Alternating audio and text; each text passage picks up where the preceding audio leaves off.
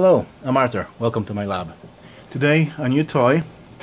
I ordered this soldering iron, and it's not just a regular soldering iron, it's actually a battery powered one. So I can take it outside and use it. And actually, let me do a quick scroll through the manual for those who read Japanese, because that's the language in which this manual is written, but there's also English, so the rest of us can read the English part. So that's the soldering iron, and I just noticed there's some pretty chart. I'm sure it's all honest and correct. So this iron kind of looks a lot like my soldering station iron, which is right here. Pretty much the same thing, and I'm hoping that the tips will be interchangeable between the two. And I'm not even sure what power this iron is, but I'll give it a try and see how it works and whether I can solder a simple circuit. So I've just received this board from my board manufacturing place, Ausspark, and there's been a lot of talk about in 3D printing community about how some motors skip steps with certain drivers, DRV 80, I don't remember the number, the Texas Instrument stepper motor driver boards.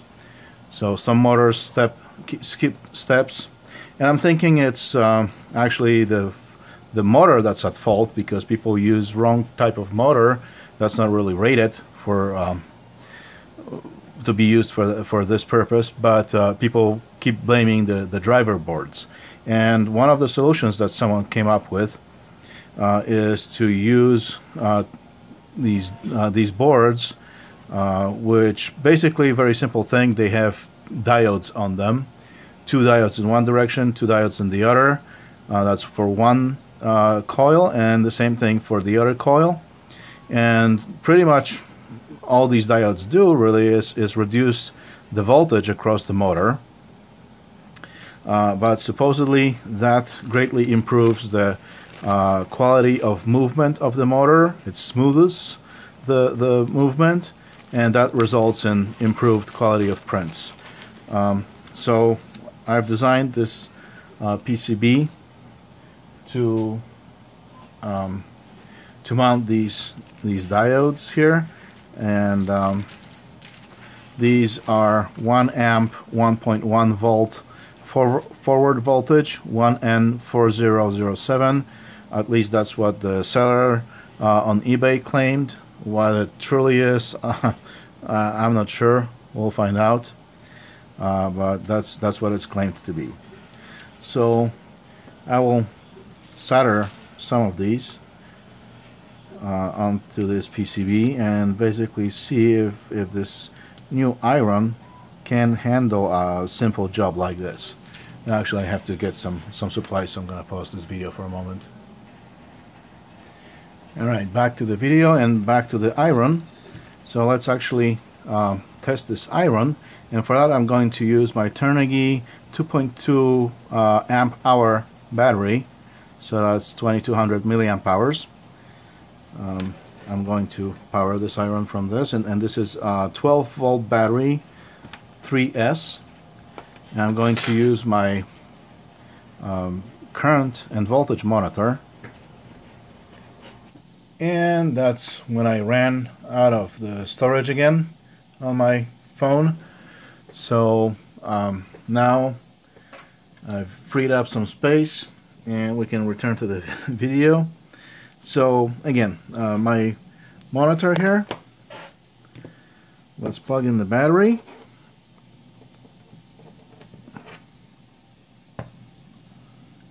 And switch it to monitoring channel 2, which is the battery. And actually I was going to also hook up a temperature probe. Here we go.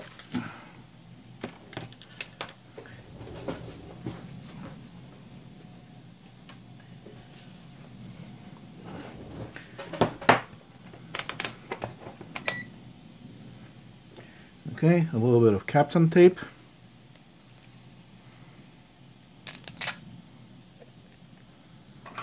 Now I'll tape the probe to the iron. We'll see what temperature it reaches.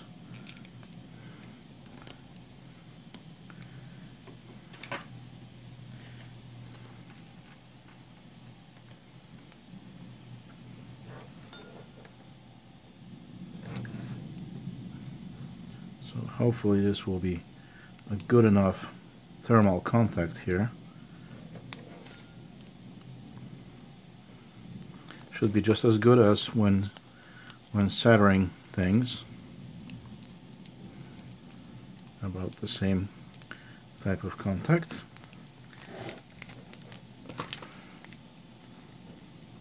All right.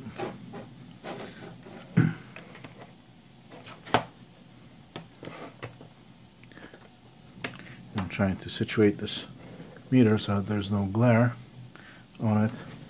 Wow, 30 degrees in here. That's kind of toasty. Maybe that's just from me touching the iron. Okay, so let's plug in the iron and see what happens. Current is 2.6 amps and dropping. 26 watt power draw, and yeah, you might hear thunders. I have a thunderstorm going on here, so don't be surprised. 1.7 amp, so as the temperature rises, the current drops because the resistance of the iron increases with temperature. I'm hoping that's what it is. The wattage went down to 20 watt now. I'm not too thrilled about. Either that or my battery is weak, but it was freshly charged, and this connection on the thermistor is kind of weak. This tape isn't the best approach, but that's what I have. So slowly it's warming up.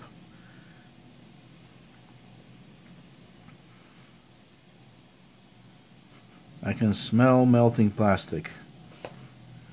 Hopefully that's just some residue from the factory.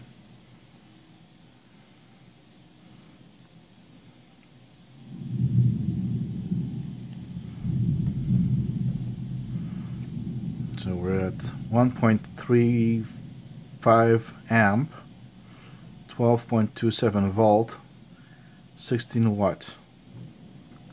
And one thing that I'm missing on this iron is ability to adjust the temperature. That would be nice.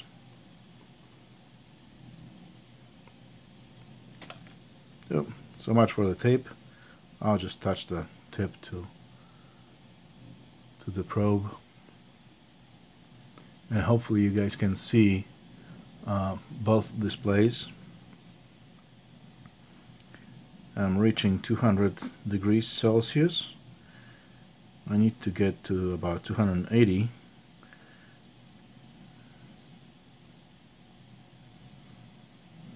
But actually temperature is rising pretty quickly. It's not bad.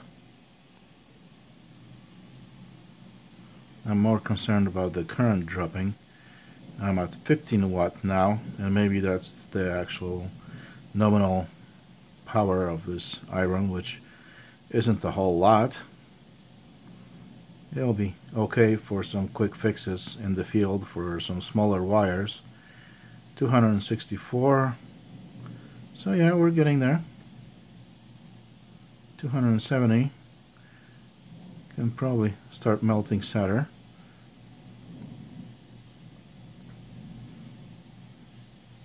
And it's still rising.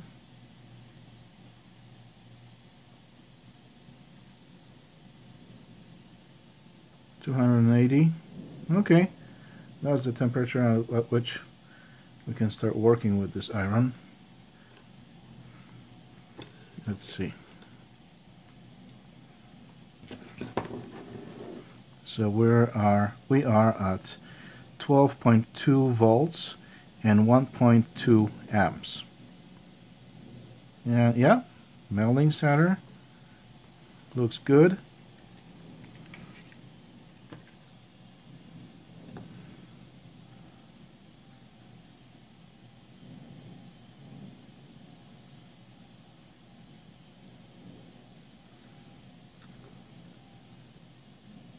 By now, all the resin from the solder evaporated.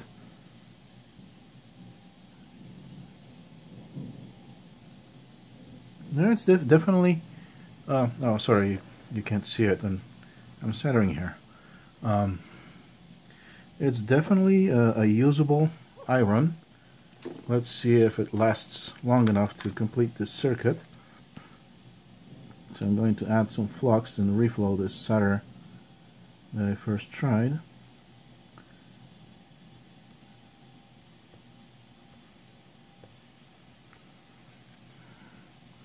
I'm curious at what temperature we are now, because I'm thinking that it probably exceeded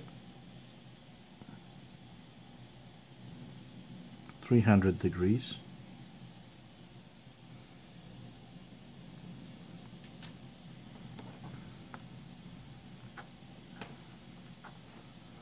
Let's see.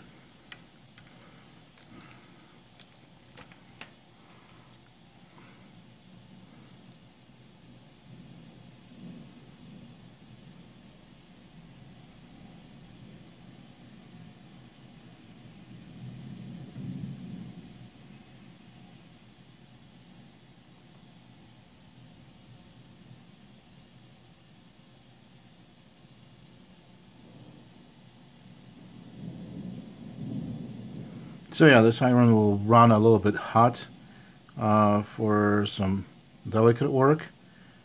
It's above 300 degrees, but it's definitely usable.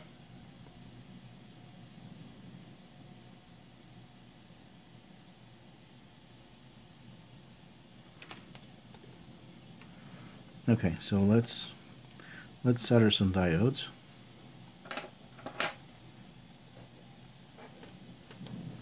I'm trying to keep this in view here.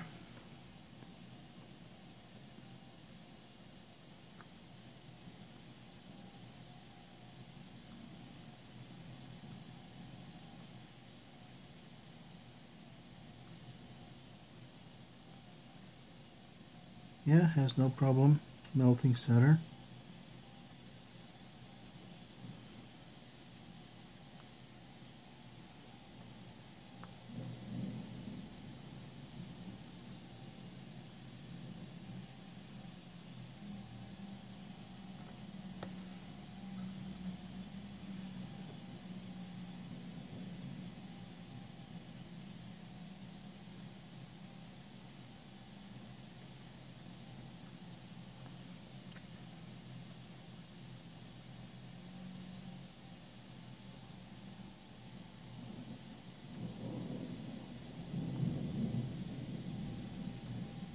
I made these traces pretty thick, so it takes this solder a little bit to cool down.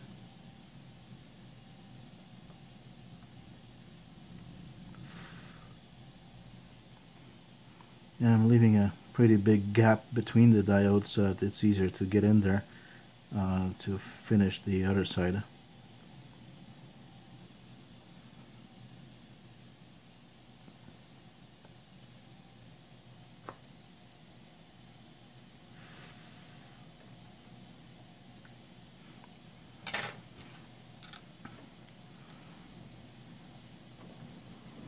Can you still see? Yeah.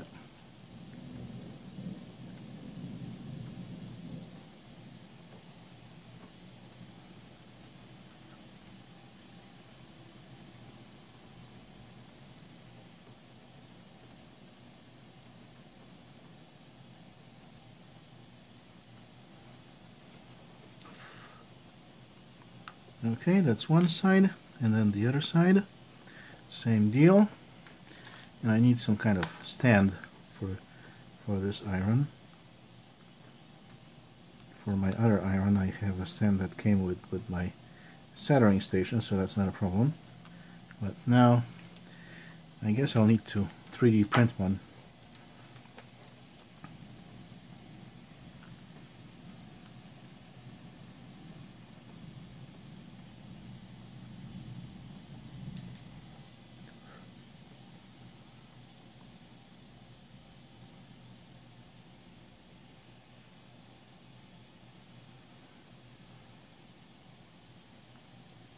Sorry if you can't see if my hand gets in the way, but no magic here happening. Just your standard soldering. Nothing special to watch, really. And I am at 1.14 amps going into the iron. And at 13.7 watt. So definitely not a high power iron.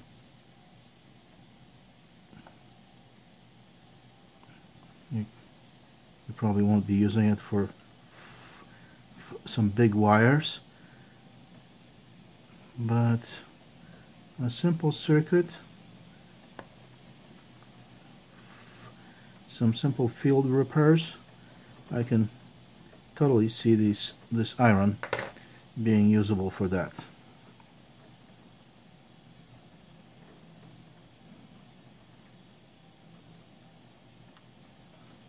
Yeah, it reaches good temperature. I don't use lead-free solder. I'm a bad guy, so I don't know what temperature is necessary for lead-free. I know that it's higher than regular leaded solder, so hopefully this temperature that this iron reaches is good enough. And this is a symmetrical circuit, so I don't even need to worry about which way is the input, which way is the output. I'm just going to solder these pins. This will be the output of my circuit, and this will be probably the trickiest part, to get this first pin to stay in place.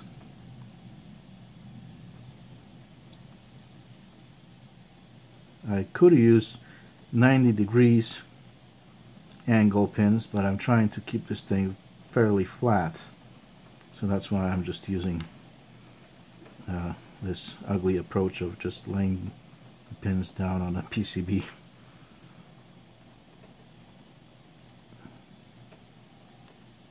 Alright, we're good.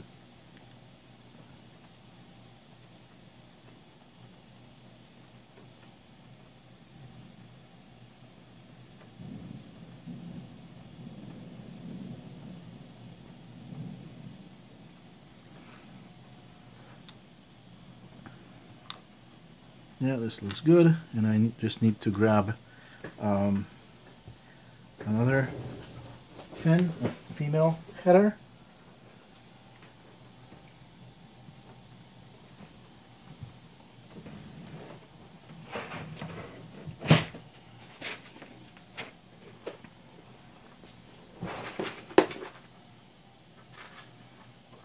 There we go.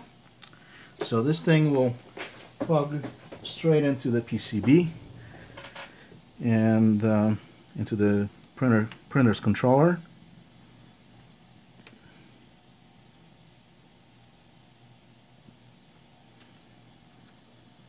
And then the cable will plug into the other end.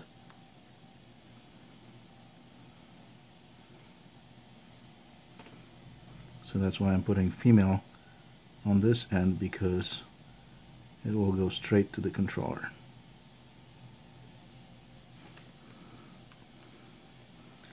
And yeah, this is ugly. Probably should use some jig to hold this whole thing in place, but this is just a quick and dirty job.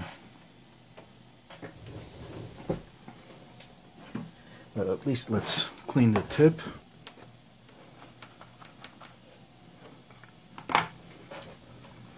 Always good to clean your tip.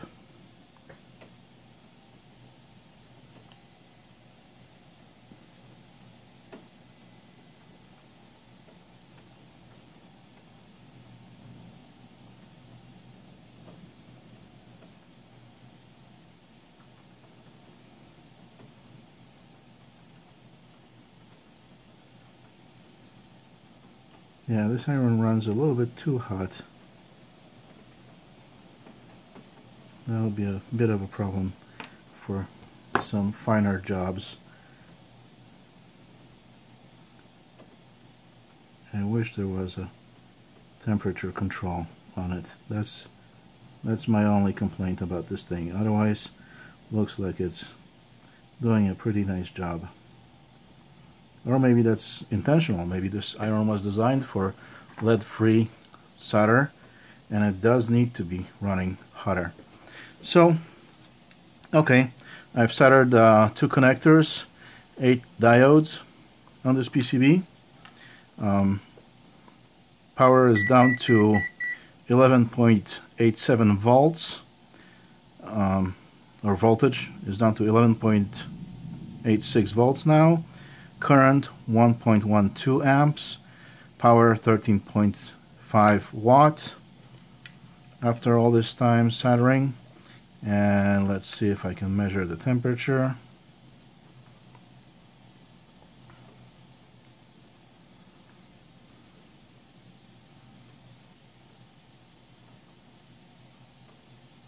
Because the power is dropping, I'm guessing that the temperature may be dropping as well.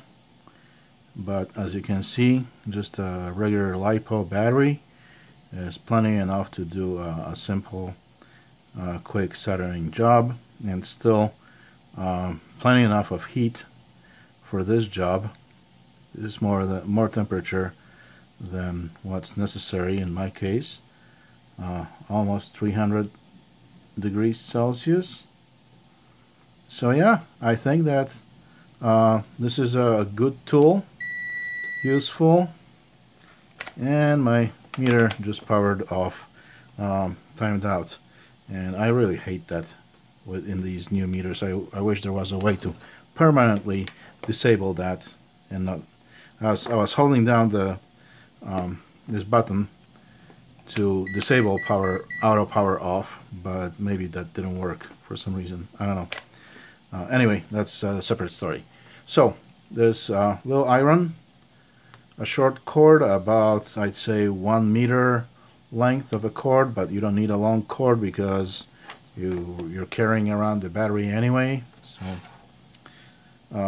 yeah, it looks nice. I like it.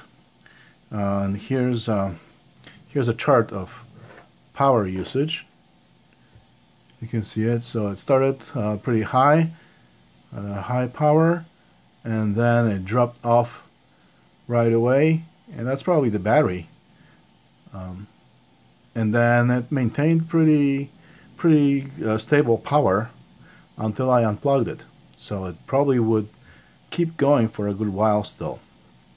So yeah, definitely a good purchase, and it wasn't that expensive. It's been sitting on the shelf for a long while and waiting for this video to be recorded. I was just busy with other stuff, so by now I don't even remember how much I paid for it, but it wasn't expensive. And I bought this on Banggood, by the way. So that's it for today. See you guys later. If you like the video, please give me a thumbs up. If you like my all my videos, subscribe to my channel to be notified about the new ones. Always interesting stuff. See you guys later.